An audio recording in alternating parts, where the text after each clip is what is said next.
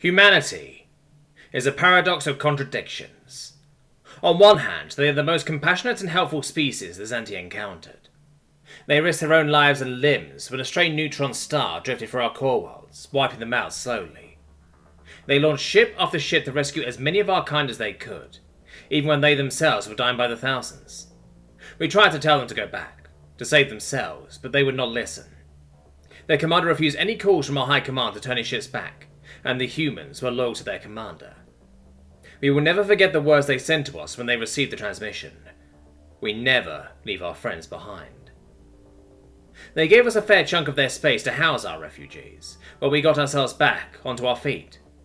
It was then where we learned of their ancient past. Humanity was, and to this day still very much is, a species of war.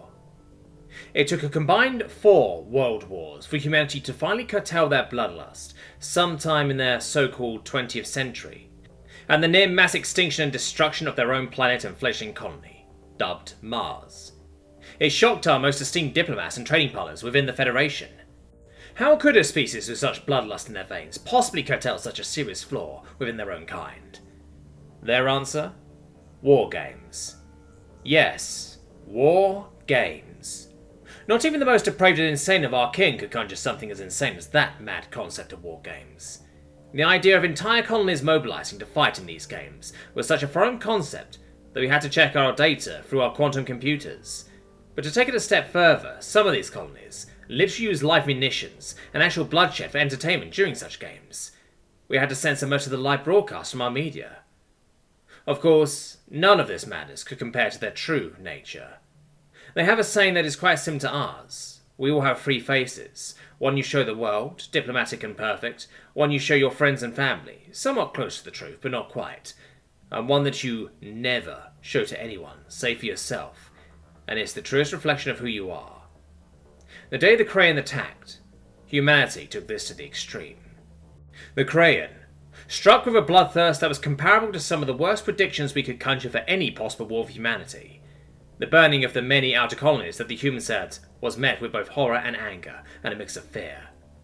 Yet they still attempted to be diplomatic with the new invaders, but to no avail. When diplomacy failed, they attempted with a strong show of force to dissuade further attacks. The humans speak softly and carry a big stick approach. But when the attacks continued and did not slow down, humanity fought back, and fight they did. The same weapons they ritualistically tested on themselves through their war games were now turned against these hostile invaders.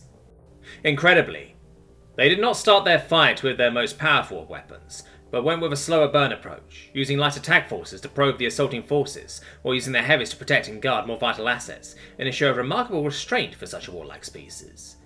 Just like they demonstrated with us, they fought tooth and nail, and against incredible odds to get their own out of harm's way, their soldiers holding the line, even when he's barely able to stand. The medics dragging wounded comrades to evacuate them to places they called mesh units. That's Mobile Emergency Surgical Hospital in human speak. They love their acronyms. Even in space, the carriers and cruisers blocked any attempt by the Krayan to attack the evacuation efforts. Through their efforts, they managed to slow the Krayans down to a crawl. But the true horror of what we were about to see within humanity had yet to be unleashed. All it took was one Krayan neutron bomb to strike their homeworld, and their capital city no less, that finally awoken the bloodlust that humanity tries so hard to bury. In over 4 years of fighting, it took one bomb to finally unleash the truest of their faces. Sol, Centauri, Ross, Gliis, Senti, T-Gun, Wolf, and a mass multitude of other starfleets within Terran space mobilized all their forces. More warships than any could have thought the humans had.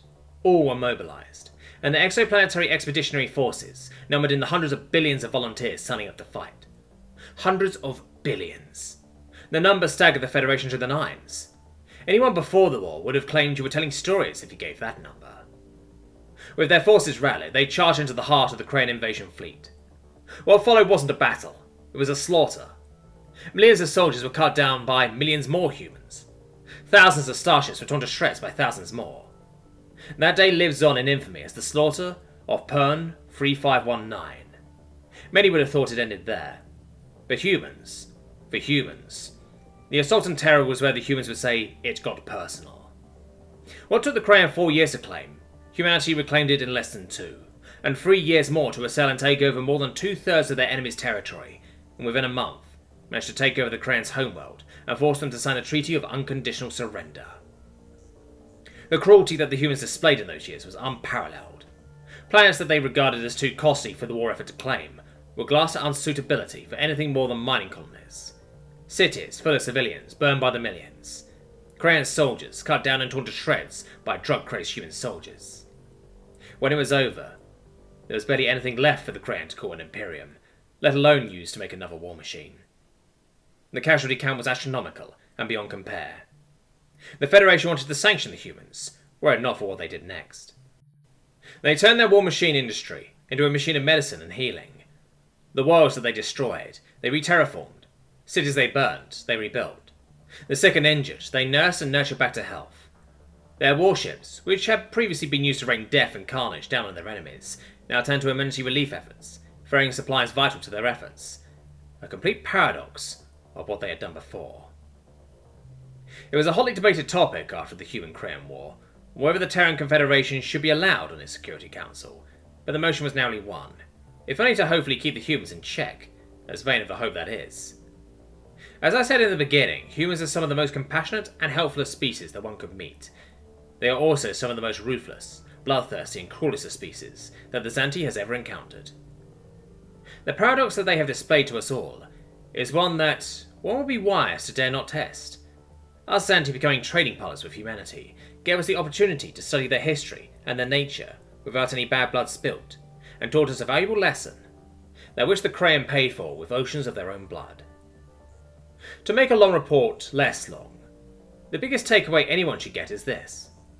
Humans are both a boon and a curse, and one will be very wise to test not their patience, for they are insanely compassionate and willing to sacrifice themselves to save others, even those who are not of their own kin. But when they are sufficiently angered and driven to war, they will not hold back their fury, they will not stop their war, ever, until it is done.